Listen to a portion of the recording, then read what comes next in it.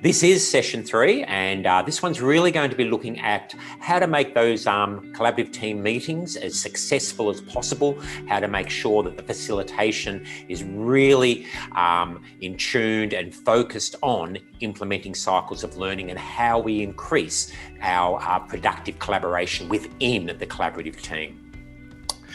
We've had 3 sessions now, or this will be the 3rd session of a 3-session webinar series. The first one, we really looked at those 6 requirements to be a high-performing collaborative team in a PLC. In our 2nd session, we really unpacked those 12 actions that form a learning cycle and gave you 22 practical tips in terms of how best to implement those actions. And in today's session, we're going to look at the 5 ways to create the conditions for people to collaborate successfully. Hopefully, by the end of today's session, we hope participants will have discovered a clear process for planning and conducting collaborative team meetings that honours the work that will generate results. Remember, the basic premise of a PLC is the aim to achieve high levels of learning for all students. So in focusing on the work and building our collaborative skills, we are trying to generate the results from all that hard work. Our second outcome there is to have developed insights into how to overcome common challenges associated with working as a collaborative team.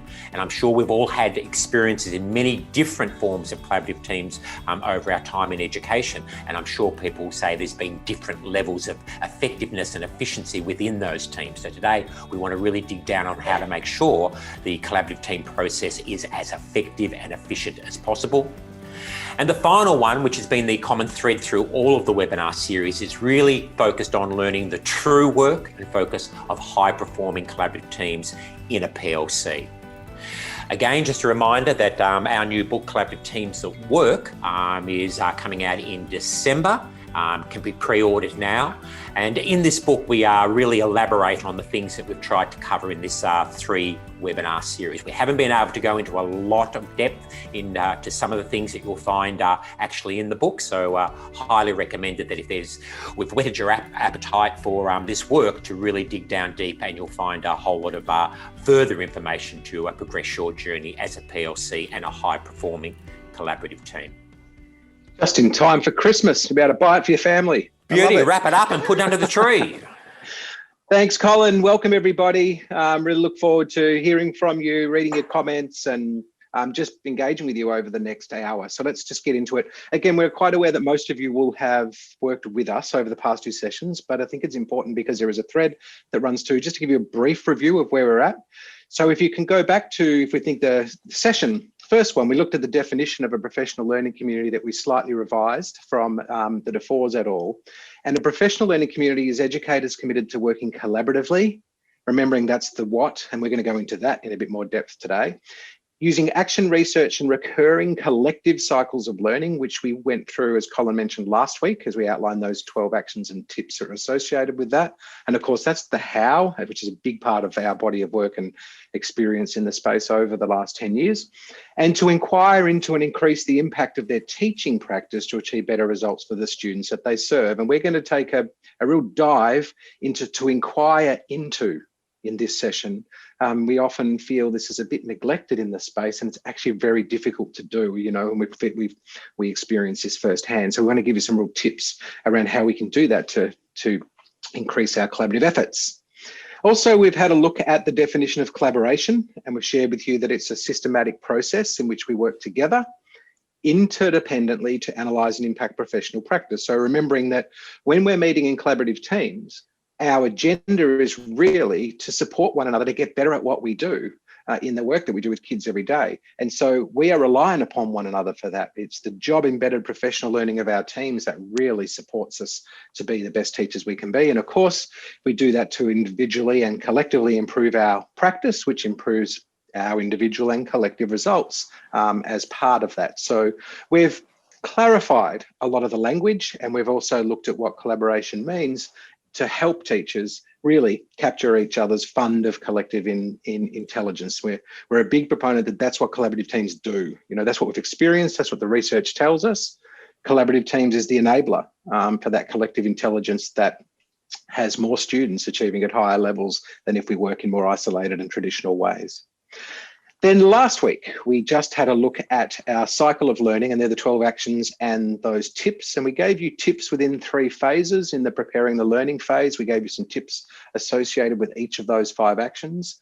We also gave you tips around when you're implementing, okay, the learning through that sort of cycle of 6, 7, 8, 9, and really when you're putting your instructional practices under the microscope. And then in terms of that phase 3, reviewing the learning, we gave you some tips around how your collaborative teams can work through that phase in ways that support you and your students. We're going to depart from that though in this last session and look more at the people piece that sits behind this and says, well, this assumes that we know more about what the work looks like, and it builds on from the work you would already be doing in your schools. But who does it remind us in terms of who we need to be? And we'll dig deeper into that. So, as Gavin said, the main focus of today's session is 5 ways to create those conditions for people to do the work successfully. We now have outlined in previous sessions what the work is. We're going to now look at those people skills required to actually collaborate successfully. So number 1, understand that norms are the team's rules of engagement. There's, in my view and in my experiences, there's a love-hate relationship with norms, you know, and they can be the best thing for us. They can also be an element to our work that can actually be a bit jarring and off-putting. So how do we understand them in regards to them being a rule of engagement for us that then actually brings our collaborative efforts to the next level? We'll talk, and Colin will share with you some practical tips on how. Number 2 is being mindful to disagree respectfully. We've always said, and I think we've said in the last 2 sessions, that a collaborative team is a problem-solving team. If you're going to solve a problem, you can never solve a problem if everyone agrees all the time. If everyone's in agreement, really, there's no need for the meeting. So that in-depth discussion about alternative points of views, different beliefs about teaching come to the fore when collaborative teams are generating new ideas. So one of the necessary conditions to collaborate successfully is to make sure people have the skills and know how to disagree respectfully. And Gavin will dig a little bit deeper into that later on. So help increase your mindfulness on that. We're also going to look at this condition of how we embrace protocols. I always talk with people about protocols are a PLC's best friend. And we'll look at a particular protocol that's designed to support the building of consensus, because of course, in any inquiry team, any team that's problem solving, any team that's truly interdependent, we're trying to find ways, we're trying to reach consensus and agree on ways in which we can move forward. And that's often the hard bit, depending on how we go about it. So we'll give you an approach to help you there. And number 4 is to commit to problem solving over complaining. We're all time poor in a PLC. We're all time poor in terms of the amount of time we can come together and collaborate with our colleagues on those really important tasks that we outlined in previous sessions.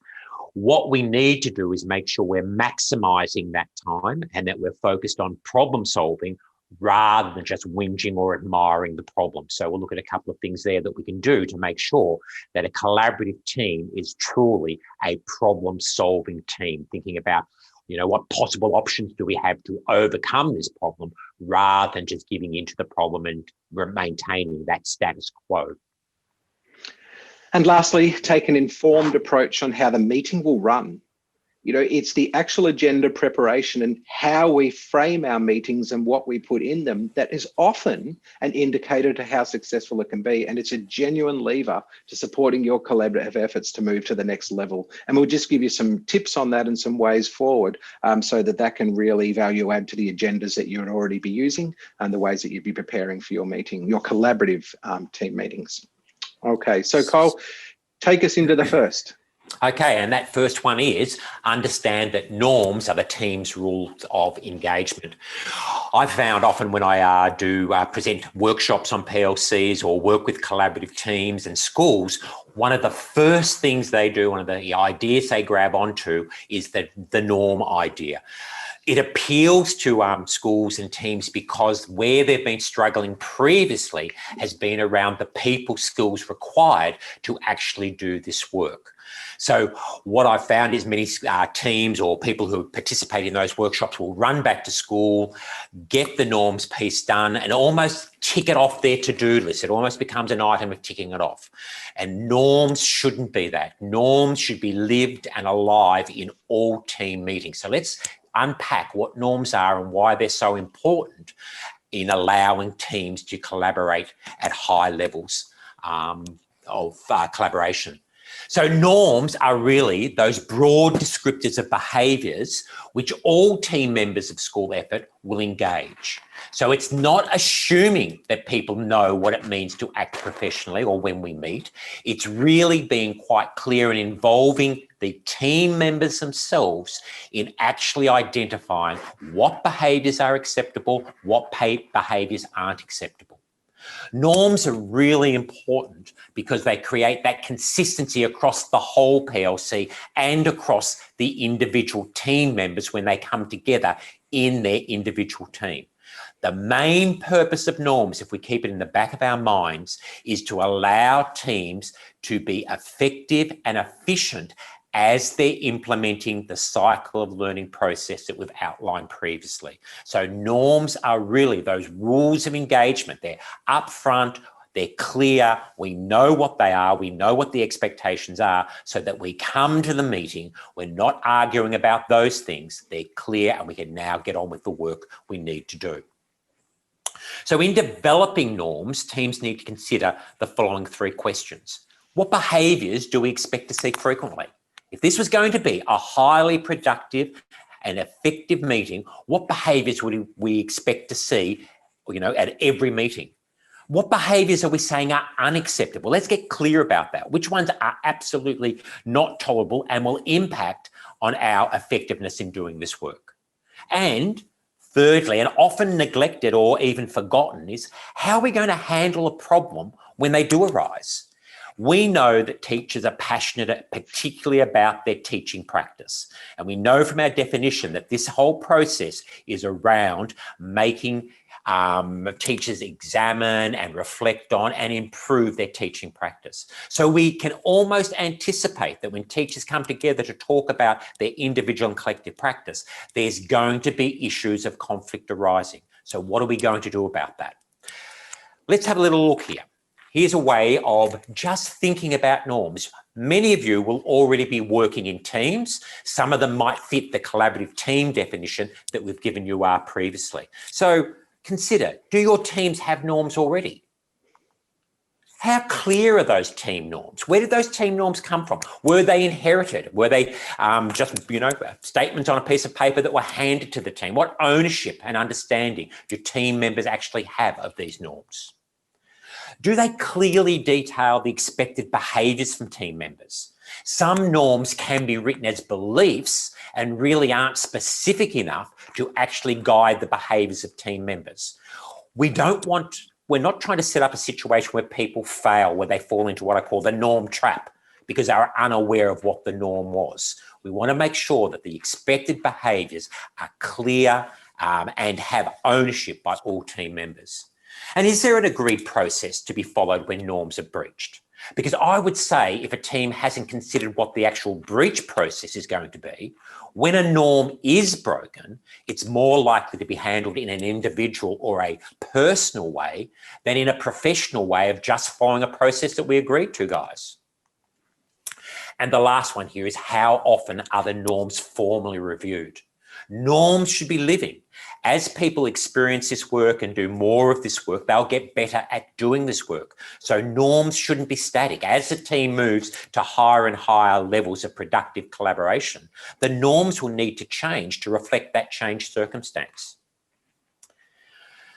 People often struggle in terms of what to put in norms. So a good framework to use here from Terry Martin, who is a PLC consultant that we've worked with from America, is these 6 areas: time, listening, confidentiality, decision-making, participation, expectations. So for example, if I just unpack that time one for you, what behaviours would we put in place to make sure that our time is being used effectively? What behaviours are being put in place, or what behaviours would we exhibit to show that we respect the time of other people? Let's dig a bit deeper and have a look at a more specific example around that time one.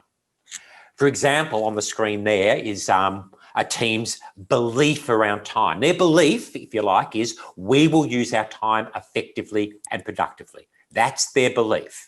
But that doesn't specifically say how they will act at the meeting. So they've unpacked that by working together. They've come to team agreement that these are the things that they would exhibit at a meeting, or someone would see at a meeting, if they were using their time effectively and productively. For example, they'd be ensuring there's time to reflect upon the norm for review at the end of the meeting. They're putting in a process that they'll have a formal reflection of the norm or the norms at the end of every meeting. They would make sure they're starting and finishing their times on time as much as possible. There'd be car parking issues that could be addressed at other times. So if an issue comes up that isn't directly related to the work they're doing at that point in the cycle of learning, they would car park that and bring it up at a more appropriate time. So as you see, as you read through there, they've been very, very specific about what are the agreed behaviours that the team members would exhibit if they were going to be using their time effectively and productively. And they would do that in the 6 areas that I outlined on the previous slide. As mentioned before, how are you going to ensure that team members commit and follow those team norms? Just having norms and input to the norms isn't enough. And we are strong advocates. Gavin and I have seen in many cases where teams haven't got a set breach procedure, where it does then fall down to an individual approach. I see someone at my team meeting breaking a norm, and I react in a certain way. Another team member sees the same norm being broken and reacts in a different way. So how are we going to ensure that there is a systematic and agreed way of dealing with these breaches that we know are going to occur? We advocate for a 3-step process. And if you have a look there on the screen, there's a bit of an example in terms of how this process might work. And again, it is important that all team members develop this process together, so it's not imposed on them. It is their team agreed breach process if a norm happens to be broken. The first step is to have some type of non-verbal cue, just to remind people that a norm is being broken. We don't want the follow-up to a norm to be the reason the team meeting stalls. I've seen in some meetings where, it's dealt in such a way that the meeting procedures stop while it's dealt with. Here we're just having a general reminder, and a tap on the table might be the way to go. And notice here that we're not identifying necessarily who's breaking the norm. Anyone could just tap on the table, and it's just a reminder to everyone, whoop, pull your heads in. Let's just make sure it wasn't me that was actually breaking the norm. The second step in this moves it up the scale a little bit. So if it was a repeated norm that team members were struggling with, they would table that for a discussion at a following meeting. And it might be framed around the question of, what can we do to assist you or our team to ensure that this team expectation, this team norm is being met? And then that would be kept as a focus at subsequent meetings to make sure we practice and are reminded that that's an area of our productive collaboration that we're trying to improve.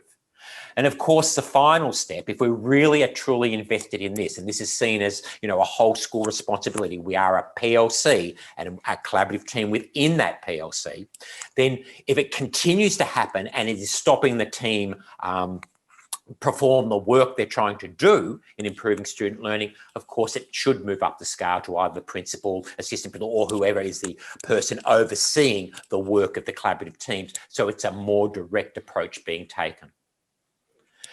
When that's in place, the team is more likely then to be able to engage in higher levels of collaboration.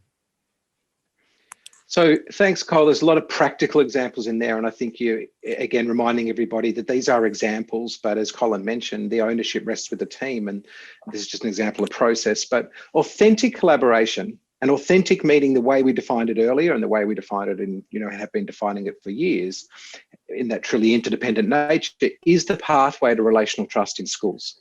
And that can lead to higher levels of learning for both students and staff. In fact, there's a body of research by Brick and Schneider that points to a huge increase in achievement when there's higher levels of relational trust in schools, and collaboration can be the key lever to that.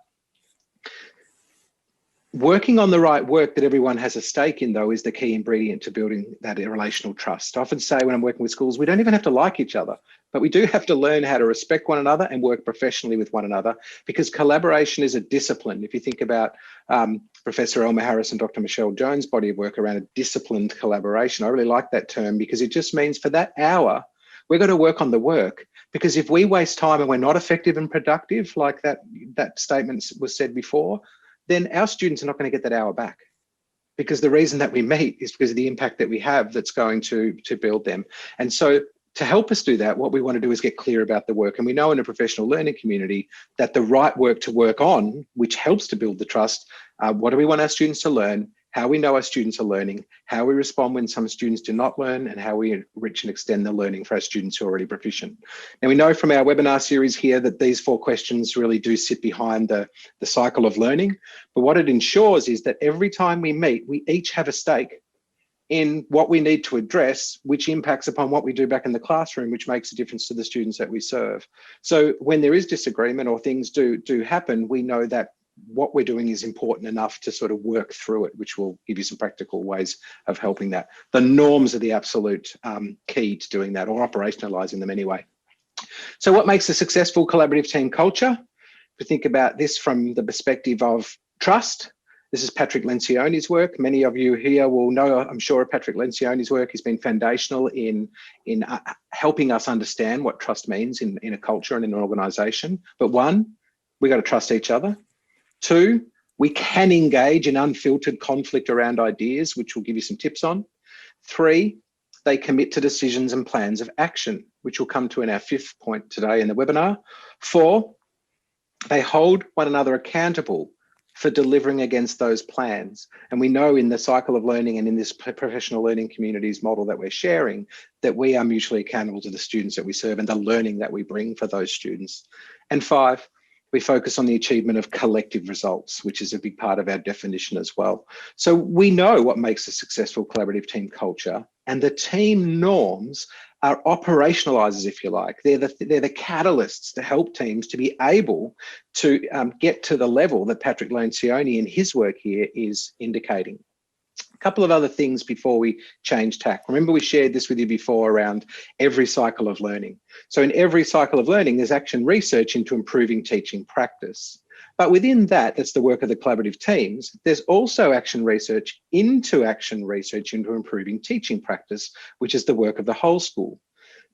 The biggest, and this is an observation from work that I've done, where norms fall down the most is when they're not lived, they're not supported, they're not communicated, and that they're not committed to from across the whole school. Because as the collaborative teams are working and those norms are being operationalized and we're learning about how to build our collaborative capacity, our leadership team's learning how to continue to support them to do that work and vice versa. And so I think that's a really good example of how these 2 things can play out. Professional learning community, then summing it up, going back, remember the action research that we're undertaking through just the work we're doing in our collaborative teams and those recurring collective cycles of learning is continuously improving our schools. And the more we can embrace norms as being key levers to increasing our professional dialogue, the more we are continuing to improve our schools. So they are really important in the way in which they position collaborative teams to be able to function at the highest level, done well. Finishing off with Michael Fullen here, just to summarise where we got to, collaborative cultures are ones that focus on building the capacity for continuous improvement and are intended to be a new way of working and learning. So the norms help us to do that too, because even though we may have worked together for some time, we're continuously learning new ways of working, and the norms can again help that. They're meant to be enduring capacities, not just another program in innovation. And enduring capacities, I love that term because it really means that we're continuously looking and searching for ways to build our container. And within that container is our ability and capacity to work collaboratively, lead collaboratively, and be genuine inquirers for those educators that we work alongside. So with norms, we've got the framework that then allows us to actually have these deep, rich conversations and discussions required in a collaborative team. And they provide a framework for team members to be able to disagree respectfully. And Colin, everyone will be happy to know that we've really tried to practice what we preached here when we were writing the book together, right? Most definitely. Gavin's already mentioned the word discipline collaboration and productive collaboration. So productive collaboration refers to the quality and depth of those interactions between team members. We've tried to distinguish here just between collaboration, doing tasks together. Disciplined or productive collaboration is really about building our capacity and capabilities to work to continually higher and higher and higher levels of collaboration, so we are more and more successful in the work that we actually do. Garmston and Wellman remind us that meetings must be safe, but not necessarily comfortable. So we want meetings to be safe. We want people to share ideas, but we don't necessarily want to just fall into being comfortable. Why? Because disagreements among group members about substantive issues, what could be more substantive than, what's going to improve student learning? Those substantive issues, they improve team effectiveness, they lead to better decisions, increased commitment, cohesiveness, empathy, and understanding. So by actually making sure we're having rigorous, in-depth conversations and discussions, we're getting better and better at having those conversations. So summarising there before we give you some real practical tips here, because conflict becomes our resource and not our roadblock, using some of the language from Bruce Wellman. And it is really important that we think about it that way, but that requires us to think about our identity when we're sitting in a team meeting, and some practical tips to help you to disagree respectfully, knowing that we need those disagreements, can be really useful. Because again, we've never met an educator who wakes up in the morning and says, just can't wait to go to school today and embrace a bit of conflict. It's because we associate conflict sometimes with the disagreement or the way it's handled. But actually, when it's done respectfully, it can be obviously quite empowering for us. So the first one, just to have everybody think about, is maybe use and rather than but. So we've used this rule of engagement. Again, we've used it ourselves. We've encouraged teams to use it. We've observed teams make a big difference. When you use and in replacement of but, and you almost ban that word but, you're fostering an environment of exploratory and inquiry. Okay, let me give you an example of that. We'll give you an example to run through. So a team's meeting and they're discussing the best teaching approaches to take when they're teaching inferential comprehension skills. And so as somebody on the team, I'm asking somebody, I'm interested in learning more about teaching inferential comprehension skills informally, because my colleague really wants to teach them informally, and how it relates to explicit instruction, because I'm a real component and an advocate for explicit instruction. And so when I say, I'm really interested in that, and I'm wondering how it relates to explicit instruction, you're inviting invitation. Think about how that's different to saying, look, I'm interested in learning more about teaching inferential comprehension, skills informally, but actually I'd like to know more about them because I don't think they're as effective as if we went with the explicit instruction model. We know it's a better way given the research on teaching reading for students. So we might think we're being respectful because we're acknowledging what somebody said, but what we've really done is with that what somebody said, we've put it down here and put ours up here and said this is actually more important. And that's all one word. So if we embrace and rather than but, we are creating some rules that support this inquiry and exploratory nature that is a collaborative team when you're trying to reach agreement. Number two, express opposing viewpoints in hypothetical terms. Now, in the world of cognitive coaching that we do in a body of work of adaptive schools by Bruce Wellman and Bob Garmston, where a lot of this comes from, we really encourage people to take on a third point. So that could be a text, if you like, it could be a PowerPoint or a screen, because when we use a third point in a meeting, we're removing ourselves from the situation. How that can be done verbally is through putting something out there as hypothetical, in a hypothetical term. So again, let's use the same example, but give you what that could look like. So I'm wondering what might be some of the ways we could teach this informally. Remember, I'm not an advocate for teaching these skills informally, but I'm just wondering about what might be some ways that we could teach this informally and effectively. Okay, so you're hypothetically asking the question that if this was being taught effectively, what would it look like? Which is expressing a bit of an opposing view because I don't hold the view that this is what we should be doing, but I'm couching it in a very respectful way by genuinely inquiring into, so if it was looking effective, how would it look? Because I'm obviously open to learning more about it, not just shutting down the conversation because I'm an advocate for explicit instruction, for example. 3, so there's 2, I've got 4 here I want to share with you. In a collaborative team meeting, if something like this comes up, raise the question of impact. So rather than jumping straight into, well, I think we should do it, I've had experience in this way, or I've seen it work really well, or we've got a whole lot of resources around this. If we just pause and stop and think about why we're doing this in regards to its impact and what might it look like, again, we can position a viewpoint differently. So let's give you an example of that. What might be the impact of teaching inferential comprehension skills for our lower achieving students? Okay, so I might have some concern because I know explicit instruction in reading can have some really good results for lower achieving students in this area. So rather than just stating that and saying, so therefore I think that's a better way of going, when we frame it up in terms of impact, we can genuinely explore the impact, because I might be missing a whole lot of information. I might not even know what teaching informally looks like. What does that mean? How does that work when somebody says we could teach it more informally? And how would that play out in regards to the impact on those students who mostly need it? And so it gives us a lens to look at it from, but again, takes the personal aspect out of it.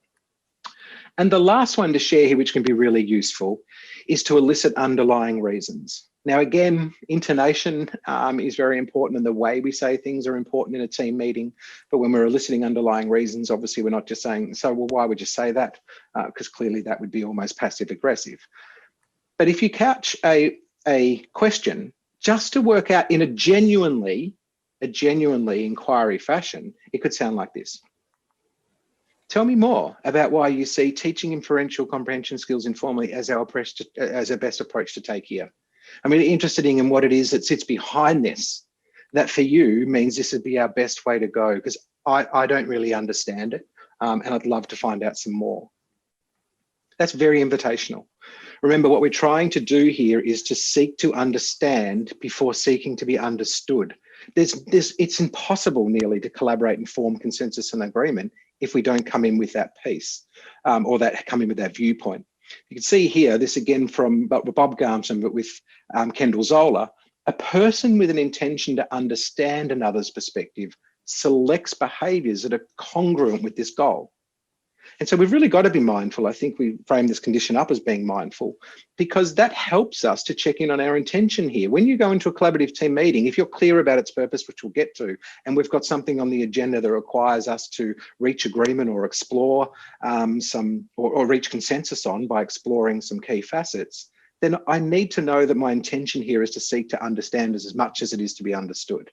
Or I could compromise the whole collaborative team process. Basically, that can be done by paraphrasing. In other words, when you are disagreeing with someone, you really capture the essence of what they were saying in a genuine attempt to understand, and then inquire about how views were formed or what makes them important to the speaker, of which I just gave you some examples to do. When you see teams, and when you're in teams that are operating at that level, you see these behaviours being demonstrated on a regular basis. And remember, we're not asking you to do this forever. This is for that 45 minutes or that hour in that disciplined time that our students need us to be able to do that. So one way you can just check in, going back to how Colin started this around productive collaboration, is just collect some information from your teams, from your staff, from your leadership team, right across the school. Again, remember the two rings that I showed you before. Do people feel valued as part of the team? And this can be done really simply. It can be done at a simple scale, true, somewhat true, not true, whatever. We're all very good at this, but we don't want to make it too onerous. So we've got 4 questions. The second one, my teammates listen to one another. Do they listen to one another? Have you got a sense that they do? And with some of those tips that I just shared, you can certainly further that. 3, I enjoy being part of my collaborative team. You know that when you're truly part of something where you're reaching consensus and feel valued as part of the process, then you're more likely to enjoy it. And 4th, my team addresses our agenda items in an efficient and effective manner. No one likes to leave a meeting saying, there's an hour I can't get back. So does our team address our agenda items in efficient and effective manners, and through protocols and conversations and understandings of how we need to operate, such as the ones I've just shared to assist us? Thanks, Gavin. As we move on to number 3, and again, you've just mentioned protocols there. This one is around embracing protocols to support consensus building. I think you described protocols before, Gav, as a best friend of the collaborative team.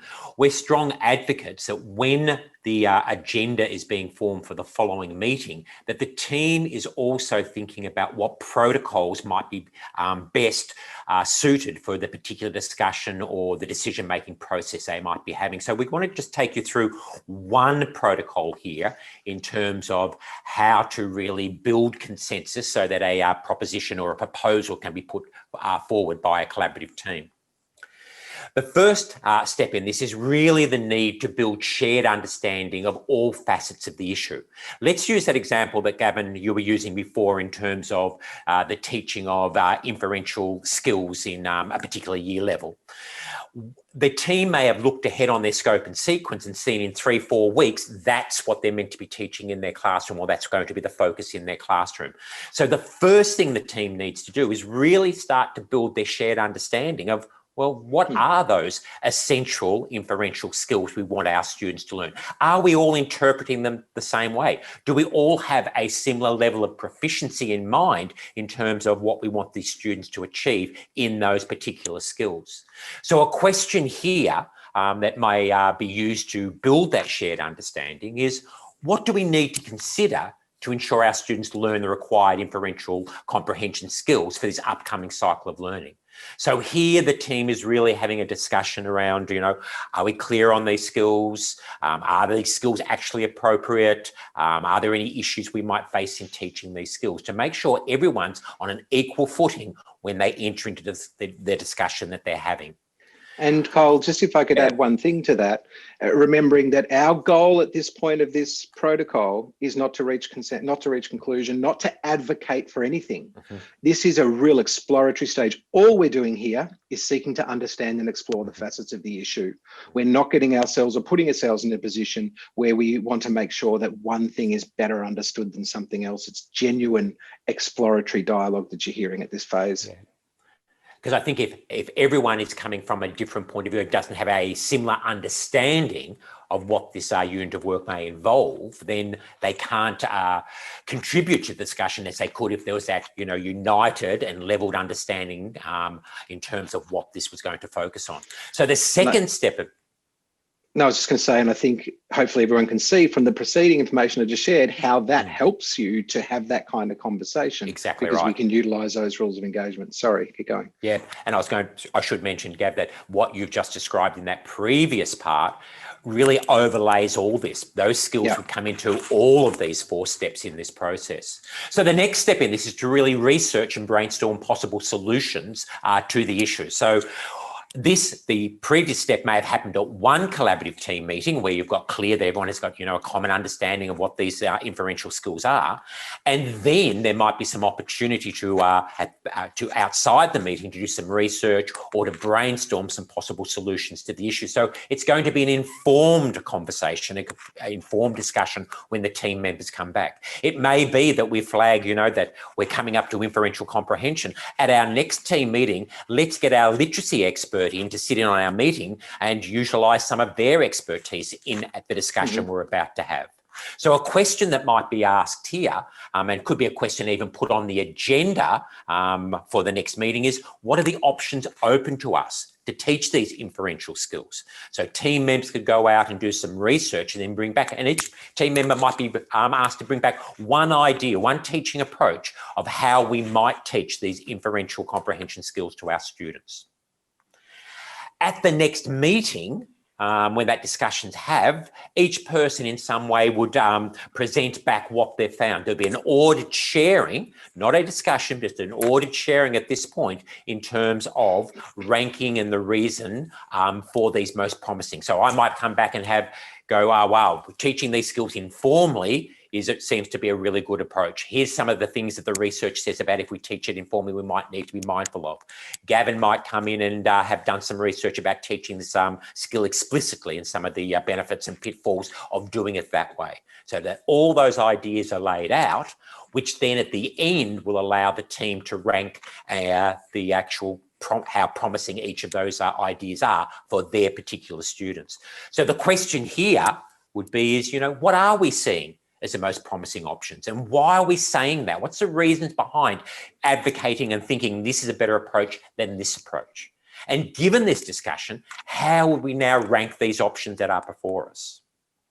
And of course, that would then lead to a formal proposal being put forward based on that process that's gone through. So by going through that, we've now had informed discussion.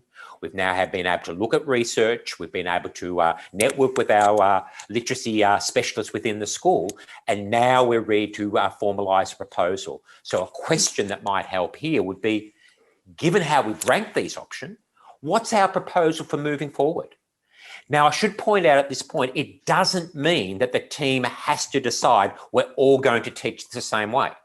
It might be quite legitimate for the team to have looked at all these different options they've got, and for a couple of members of the team to say, well, I'm going to go back for the first 2 weeks and use this teaching approach, and then come back with some data to see how the students are going. Another two teachers in the team or teachers in the team might say, I'm going to try this approach and bring some data back. Then the team have got some ways of having some really good action research into the different approaches. Or it may well be that from the discussion, the proposal is we're all going to go back and implement this particular teaching approach as we teach our skills, those students, those important inferential skills. So that really relates, doesn't it, to the collaboration definition where we talk about individual and collective. You know, it's not an either or, it's an and. Yeah, most definitely. I think it's really important that I think some people sometimes think that their creativity of a teacher is going to be limited in the collaborative team decisions. But if the collaborative team decision is that we're all going to choose a different approach, why not try that? So we know that a team has reached consensus when all points of view have been heard, and just reflect on those 4 points as we went through. All people have had an opportunity to express their point of view, not only on the teaching approach that they researched, but on the other teaching approaches that were also presented. And the second point there, the will of the team is evident, even to those who oppose it. So this might be using the fist of 5 type routine where we're having a bit of a vote, we've gone through this, here's our proposal, let's now use fist of 5 to actually see if we're in agreement. 5 meaning yes, we're in total agreement, down to no, we're not in agreement. If we do that, the will of the group is then evident to everyone, and everyone has had an opportunity to have input into that decision. And even if they don't agree with the final decision, they can see why that final decision has been made and why they have to then go and implement that decision back into their classroom. For those of our attendees here who have got learning by doing, you will find a lot of information there about that and some other processes that are designed to support teams to help reach consensus. In fact, it's a whole section. So just to help you with that piece. Okay, so Colin and I mentioned at the start, there are 5 conditions, 5 ways that we can create conditions for collaborative teams to thrive. And we've talked about commitment in session 1 being such an important word to the PLC process. But in this way, what we are committing to is to problem solving over complaining. And we're actually being quite deliberate about that, and we are stating it and saying it. Let me just give you a little bit more background and a tip around this as we finish up. Remember that the professional learning community, and that's the whole orange, remember the orange skin as well as the teams within it, the whole process of becoming a professional learning community creates deliberate tension and disruption to the status quo. And that results in permanent changes to the existing culture of the school. That's what a professional learning community is. That's why it's actually hard. And that's why, going back to what Colin mentioned earlier, we need to find ways to disagree really respectfully, because that's what helps this tension and helps us to move through the tension into something that's even more successful or powerful potentially for us as a school. Now, going back to Dylan Peterson's work here, remembering the school culture is the set of norms, values, and beliefs, rituals and ceremonies, symbols and stories that make up the persona of a school. And that same exists for collaborative teams within the school. You can have some collaborative teams working very successfully, operationalizing the norms, very much problem solvers over complainers. And then you've got another team that's meeting at the same time in a different area of the school that could be on another end of the scale. So even within in the culture of a school, you can have different teams exhibiting different aspects of their culture. But what we're striving for here is to become a healthy culture where the persona is we are trying to embrace this like what if mentality, if you like, over a yeah, but mentality.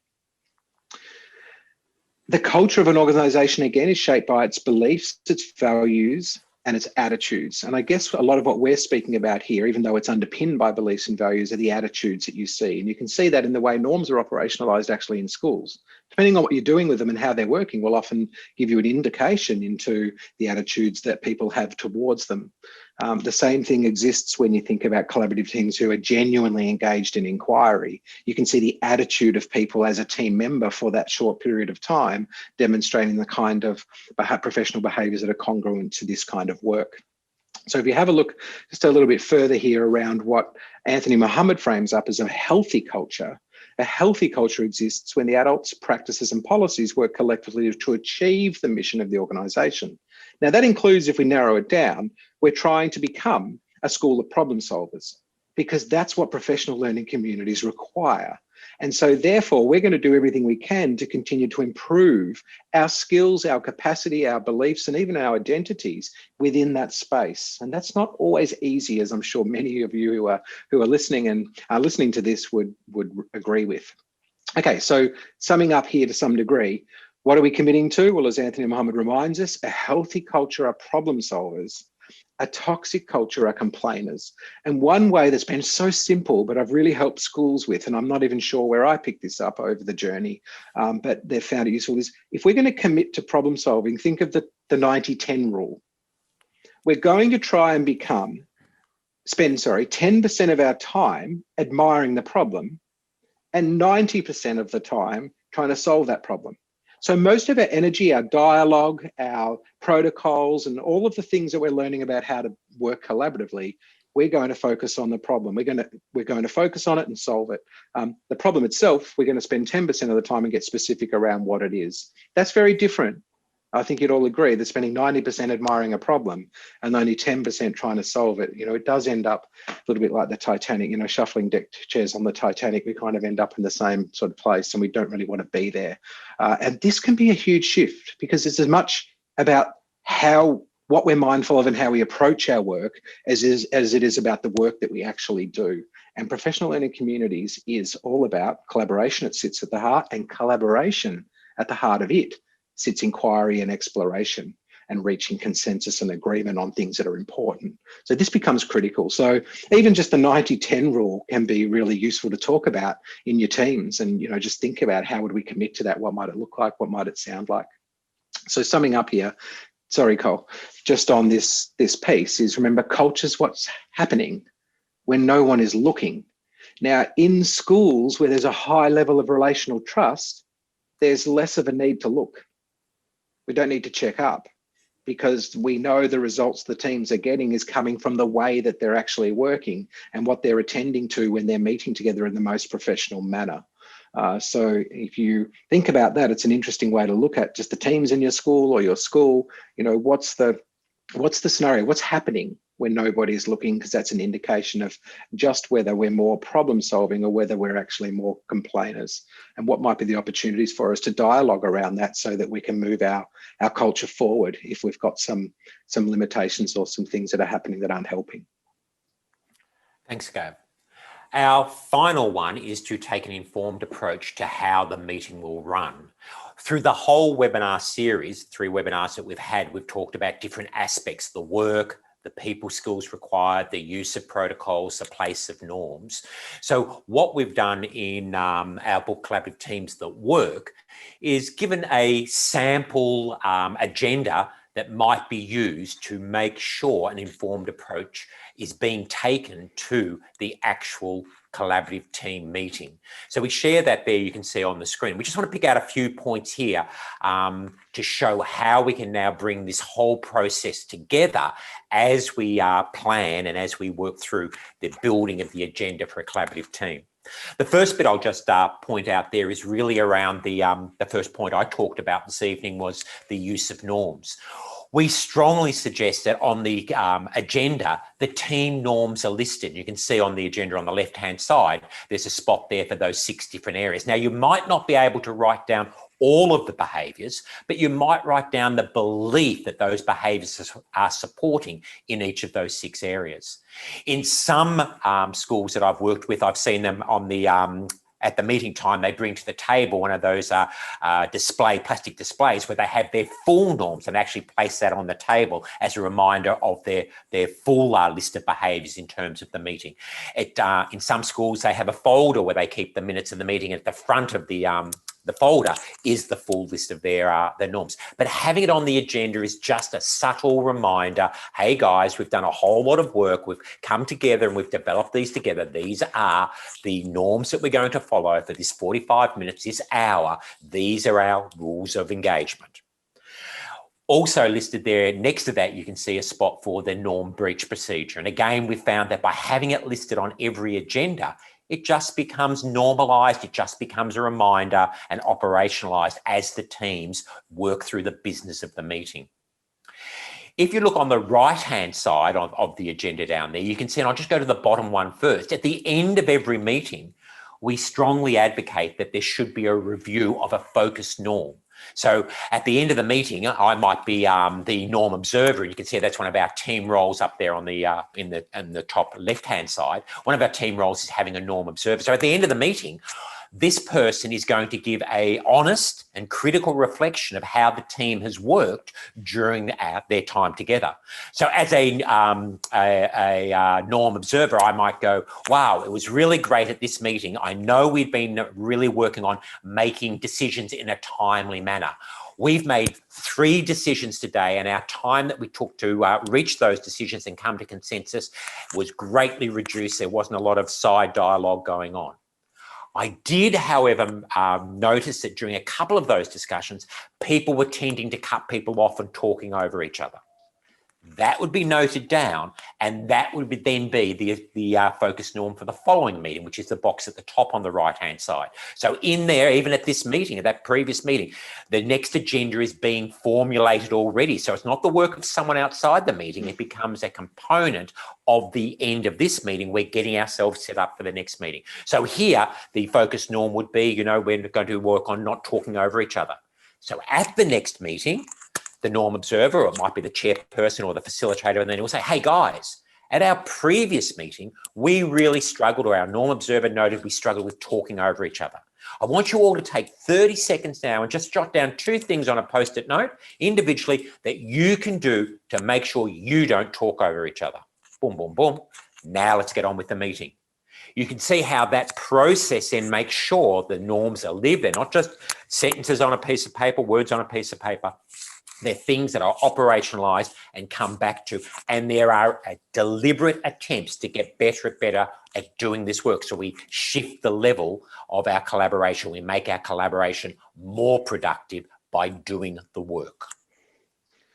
So we obviously don't have time to go into the whole agenda. In fact, in the book, we've got a whole section of how this is operationalized and what you can do about it. But it probably might be useful to also add to that in regards to developing items for the next meeting agenda. You can see here that as a result of the conversations that you've been having through your meeting, at the conclusion, what you're working out is, so what are the items that we've got for next week's meeting? So for example, going back to what we said earlier, it may be here that we're recording down that at the next meeting, we've got to come back to rank and reason.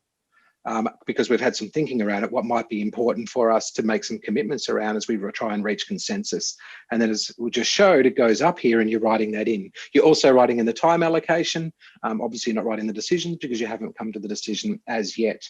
So in that way, what you're doing at the end of each meeting is actually populating your next agenda. So the poor facilitator who's running around doing a whole lot of things doesn't have to think about that prior to the meeting. It's a collective forming of the agenda, and one continues to form the next. And that is when you know you're starting to become really,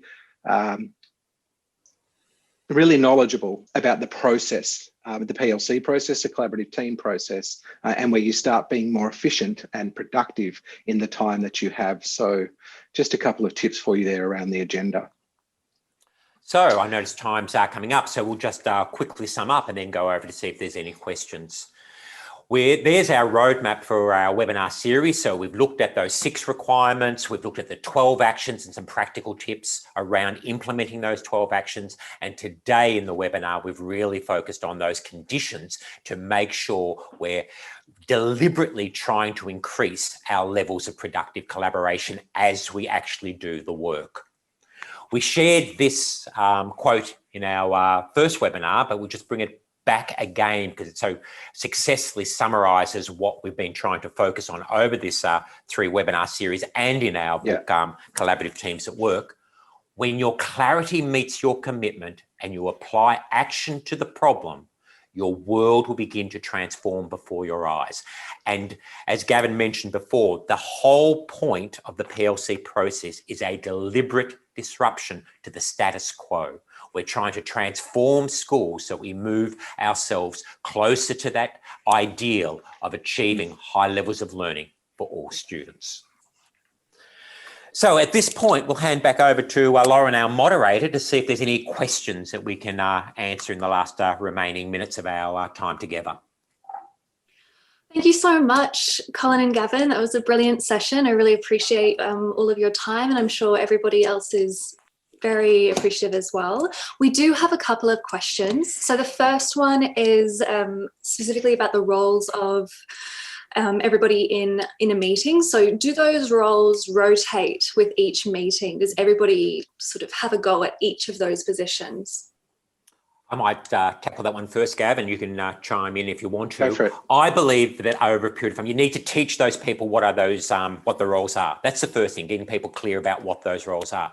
But most definitely over a period of time, as people feel comfortable, you'd want those roles to rotate. And I'm particularly believe that that facilitator role should be one that rotates as people build their skills. It shouldn't fall back to the team leader always. What we want to do is build everyone's facilitation skills. So once they know the work, once they've started to get better and better at the skills of productive collaboration, most definitely it's a learning opportunity for everyone to feel they're contributing in all those roles as you go through a cycle of learning. So there's no rule, but we would say it's healthy practice to do that.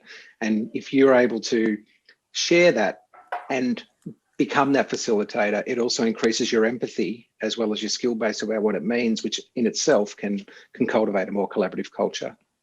I think sometimes I found the hardest one, or the hardest part of that in terms of rotating those roles, is the facilitator, the nominated facilitator, actually letting go and letting other people have a go at that role. Or expectations around what's leadership in that space. So those things have to be discussed. But and we explore that in the book. So certainly have a look in the book for some more explanation of the difference between a leader and a facilitator. Lauren. We also have another question. How many norms would a team usually have? I might kickstart this one, Cole. But my answer to that is always less is more. You know, if you have too many, and there's no magic number really, but I sort of advocate for 2, 3 at the most, because if you have too many, where can your focus go? So even if you look at what Colin shared before, there really is only one norm, but what that norm has is a definition. So what's more important is that you have a norm and you each understand what it actually means in practice. And then the criteria becomes that part of what the practice is and what you review that norm against. And then you've got something that I think is truly a catalyst, or potentially a catalyst for elevating your collaborative efforts. If you've got too many of those kind of broad norm statements and they sort of sit on an agenda, and you've still got to go through a process of, reviewing them and monitoring them, in the busy world of education and meeting and the freneticness that is teaching, that can just fall off the radar very quickly. So I think less is more. And I agree 100%. And I was going to say that some of those norms, if the team's not having an issue with time, there doesn't need to be a norm around time. If they've operationalized and got to a point where there's no need to have norms and behaviors around time because it's just operationalized, you don't need a norm around time. Yeah. Great. Another question, just racing through them now. What do you do if somebody doesn't want to engage, if somebody's resistant to changing their process at all? You mean in the collaborative team process, or as sitting within the collaborative team? Yeah, in the collaborative team process, but also, I guess, how that manifests in the meetings. Wow, have we got another three hours of, no, I've got probably a short answer. Cole, do you want to kick off? I think of one thing. You go first. I want to see what your one thing you've got. It's a big question. I think, well, what I'm thinking about is additional time and support. You know, if we're coming from the place of support and we're trying to cultivate a collaborative team culture in the whole school, then what we're trying to do is resist terms like blockers, or they just don't get it, or they'll never come. People resist for reasons that are valid to them. And so what we need to do is to work with them and find out, is to understand whereby they have a hesitancy or a resistance to want to get engaged in, and then seeking out ways to continue to support them to do that. Because, and sorry, one other thing, having conversations perhaps collaboratively whereby you can address some of those issues together. I mean, you've got to be careful depending on trust issues and a range of other things, but ultimately that's where you want to get to. So I think, you know, again, just summing up what I'm saying, providing additional time and support is important to inquiring into how and why and where we might need to move them. And I see that as a real important role for the leadership of a school. Remember, we're talking here of the PLC and the collaborative teams. The role of the leadership team is to assist the collaborative teams do the work. So if they're noting through their action research and their observations of teams that there's certain members struggling with the working collaboratively, then that needs to be some professional learning done at the whole school level to assist everyone to develop those skills required to do the work. It would be disingenuous to say, go and do the work and then not provide professional learning on how to do the work. And sometimes, one other thing, Lauren, that professional learning can come within the school itself, right? Remember before I said you can have high-performing teams or teams that haven't got those kind of issues, who are doing really, really well in particular areas, or may have overcome some of those issues. We've got to get that vertical and horizontal collaboration happening so we can also learn from one another. Great. Thank you for all of those generous responses to your questions, questions from everybody. There's just one thing I'd like to mention, because I did also get a question about the agenda that we flicked through at the very, very end. That will actually be available as a download and as a reproducible when the book is published. So you'll be able to find the code for that inside the book. So make sure you get that pre-ordered. I did drop the link into the chat so you can check that all out. Thank you so much, Colin and Gavin, for all your time. We really appreciate all of the knowledge that you've shared throughout this entire series. And thank you also to the educators out there for joining us. And we just appreciate everything that you do. And thank you for taking time out of your day to learn more about this sort of thing and to keep improving what we all do, I suppose. And don't forget, a recorded version of this will be available in 7 to 14 days. So if you want to go over anything at all, or if you'd like to share it with anyone, it'll be ready for you then. Thanks, right, HBE. Thanks, everyone. Thanks, everyone. Thanks for joining us. See you soon. Take care, everyone. Bye.